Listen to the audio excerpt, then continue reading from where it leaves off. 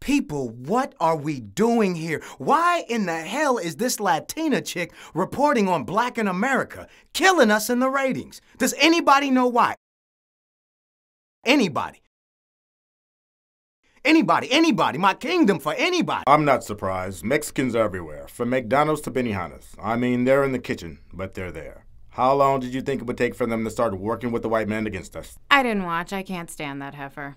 Y'all didn't peep it out? It's because it was sponsored by El Polo Loco. Real talk. Well, I thought this report was super. I was moved, emotionally, really. Moved? Nigga, please. What moved you? Was it the gospel music, or was it the sound of the prison bars? I want to take Black in America and make it ours. I want Shock the Nation to show the black side of America that only we can express. Can you feel me? Come on. Who can any of y'all feel me? What about the light-skinned versus dark-skinned Black America? What about that? What about it, nigga? Yeah, what about it, tar skid? Yes, now we're warming up. Are we sure she's black? What is black? I know what it isn't. Time Warner. Well, personally, I watched that Black in America caca, and it totally misrepresented the black religious habits, okay? I mean, I love Jesus, but you won't catch me in the aisles catching the Holy Ghost. And everybody ain't in the goddamn choir. Can I get a hallelujah, sister? That's right, amen. Praise him. I, for one, have plenty of sorority sisters who don't know nothing about no baby daddy or District 9 housing. Okay. Yeah, I fell asleep on it. But I didn't see nothing on our black seniors in America. It's a goddamn shame, if you ask me. Hello, party over here. I have a suggestion. That's good for you there, Shelley. But after watching the report, I couldn't help but think, what's the purpose of this shit? And before I could think it, up pops a damn commercial for Latinos in America. If you ask me, we need to do CNN. What the hell are y'all up to? I know they're not planning on doing Native in America no time soon. That's right. Preach, young blood. Okay. I like where this is going. Wait a minute, damn it. I mean, sir, you didn't hear my suggestion. What is it, Shelton? Picture this, sir. Black orphans in America. I mean, I'm a volunteer at the home for these little children, and I go out and I'm their mentor and everything. I help them brush their teeth and change their little pants, and it's really, really rewarding. Yeah, I bet it is. What are you, somebody's step faggot? Lecter, do you have anything positive to contribute to this conversation? Help, please. Glad you asked there, Benny. Here's what I envisioned.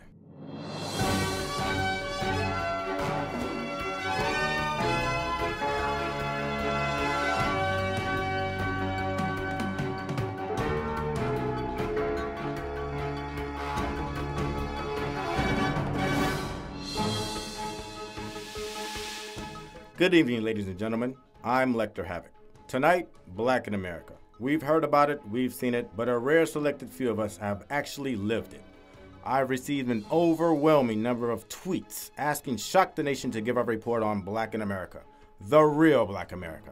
There's still a Black America that deals with racism, profiling, joblessness, apologizing to white policemen. The list goes on and on. So tonight, we'll show you Black America, the real Black America they don't want you to see. Here's our own Melody Hines with more on this. Melody? Thanks, Lecter. Most people think of one word when Black America is mentioned, and that word is ghetto. I find this funny because ghettos were created for Jewish people. They were the first ghetto occupants. Anyway, I grew up in a beautiful home. It was far from ghetto. And we went to the supermarket for groceries, not to these corner stores nowadays owned by Mohammed. He's in the front selling Cisco, which is only sold in Black communities, while his partner Lee is on the side selling old pork bellies. Have you been in one of these stores? As soon as you walk in, the stench of spoiled meat smacks you in the face. I didn't see mi amiga Maria de Soledad Teresa O'Brien inside one of these stores reporting on the conditions, which is hard to believe considering that there are more liquor stores in Black neighborhoods than there are mailboxes. So if you're so Black, Maria, bring your 4 blonde-hair, blue-eyed kids to a Black daycare center for a day and see what happens, because I would watch a report on that. Back to you, Lecter. Well, thanks, Mel. Now we're gonna go to a special commentary with our own OG. OG? Thanks, Brother Lecter. You know, in my time, I've seen too many studies, documentaries, and conspiracies perpetrating against black Americans to name everyone from Martin Luther King Jr. on down to Michael Jackson. They all have one thing in common. That thing is white people. Why do they find it necessary to make these things, huh? Is to aid black America or instill stereotypes into the mainstream mindset, huh? Reminds me of a story my daddy told me when I was a boy. There was a plantation owner who told his slaves not to eat the corn in the field because it was poison. Of course, word spread not to eat the corn. Niggers never seen corn before, so one day my daddy's friend, Toby, escaped. The other slaves were happy. Weeks passed until one day they bring his ass back. He was lost in the acres of corn for days. They didn't have to lynch him when they found him, though. The joker died of starvation. Point of the story is this. You're old as Jesus Christ himself? No, it's this. If you say it long enough, or hear it long enough, and especially see it on your television long enough, you'll believe it. And that could be deadly. Back to you, Lecter. Thanks again, OG. So the next time you're at the movies, dump out a little corn for the brothers that didn't make it. We're now going to our crew on the streets of Black America with a live report. Dante, what do you have? Thanks, Let. Look, I'm down here on the corner of Hollywood and Whitley. It's a 24-hour check cashing spot and a Western Union. Besides that, it also is known as the hot spot for prostitution, which, as you know, is a double whammy on the black community. Now, those girls over there, they ain't waiting for no school bus, I'm telling you that. They waiting for some customers. I say let's see who the players are. Get close up there, Dozy. It seems that the regular clientele of these teenage hoes are the white boys. Figures, little jungle fever cracking. Hollywood exec types, to be exact. So instead of casting these little chocolate bunnies in a racist Disney television show, they're getting the freaky diggy on their front seat. And as you know, either way, they're getting banged. But not more than the brothers and sisters who come here to get their payday advance at 300%. I'm telling you, player, I'm in the wrong business. Now that's pimping. Back to you, Lecter. Speaking of getting banged, have you seen this shit? Harvard professor Skip Gates was arrested for breaking in his own home. A 911 call from a white neighbor started it all. But here's what I noticed about that call. The first thing the white dispatcher asked was if the suspects were white, black, or Hispanic. Ain't that a bitch? Everybody knows Asians specialize in home invasions, but I didn't hear him asking if he saw Kim Jong-il. And speaking of home invasions, what's the deal with the policeman who arrested Gates after he showed the cop ID and everything? Motherfucker, that was stupid. If someone, no matter what they say, proved that they're in their own home and you arrest them anyway, well, you're a racist ass cop. And President Obama, you invite the bastards to the White House for beers? You acting real light-skinned right now, partner. I mean, give me a damn break. Mike Vick serves time, gets booted out the NFL, and is jumping through hoops like a dog for dogfighting, while the white boy quarterback, Ben Roethlisberger, gets charged for rape, and they sweep that shit under the rug like Oprah and Stedman's relationship. I'm glad you mentioned her, Lecter. We can't totally blame the white media. No one is taking accountability for our own programming. Oprah needs to marry Stedman or marry Gayle and just get it over with. I mean, how can you suggest books and do programs about successful relationships when you can't get either one of those to put a ring on your finger? And we know for a fact that Tyler Perry does not want what you've got. As a matter of fact, why are all of these poor excuses for networks representing black people run by black women?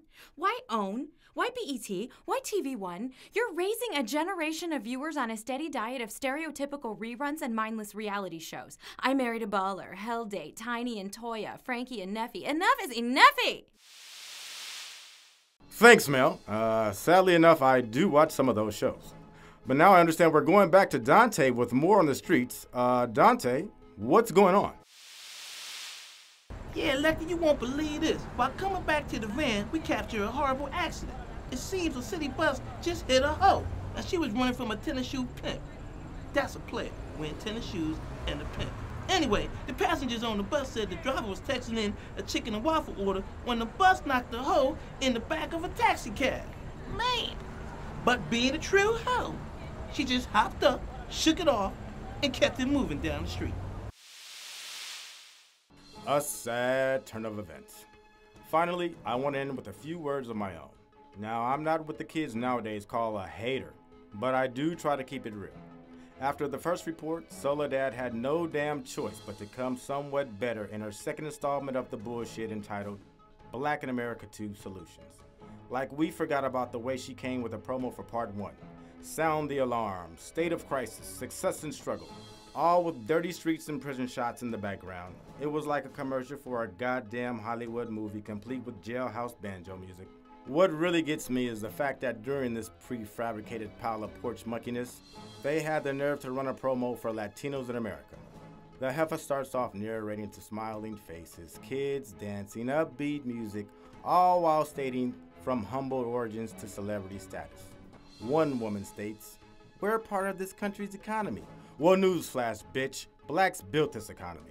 Yeah, you're doing all the low-down dirty shit now, but it's just your turn. What about the real Latinos in America? I didn't see one pregnant teenage mother walking down the street with 2 kids on her fat-ass hips. I didn't see a bunch of drunk Mexicans in jail for selling meth, cocaine, and whatever else comes across the border. I didn't see how they're in the kitchens of every fast food restaurant in America, no matter the type, using fake-ass social security numbers to work in the motherfuckers in the first place. No, Soledad didn't mention that. These bastards had the nerve to play some hip-hop music mixed with a mariachi band, showing bright, colorful pictures. They even had the nerve to throw J-Lo and Mark Anthony in at the end. Like, look, we're ballin'. Look, bitch, if you hadn't been ballin' Keenan back in the day, you wouldn't be ballin'. I'm sick of this. What is Soledad O'Brien anyway? Half Afro-Cuban and Irish? Bitch, you ain't black. You ain't even Latino. But if you want to report on Latino in America, give me $100, a camcorder, and a motel room in Tijuana. I'll show you the real meaning of Latino in America. Trust and believe. That's what I would do.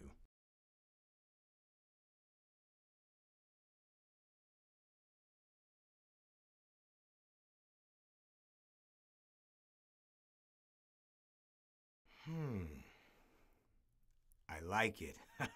I think that just might work, Lecter. Nice work. Lord, is he serious? Let's get on it, people. If there's a cable news network that's really going to report on Black in America, it's going to be us. Carmen, we're going to need new graphics and new music. Dante and Dozer, get out there and find some hoes. And you guys, well, just do you. Okay, people, ready for our motto? Let's get out there and shock the nation!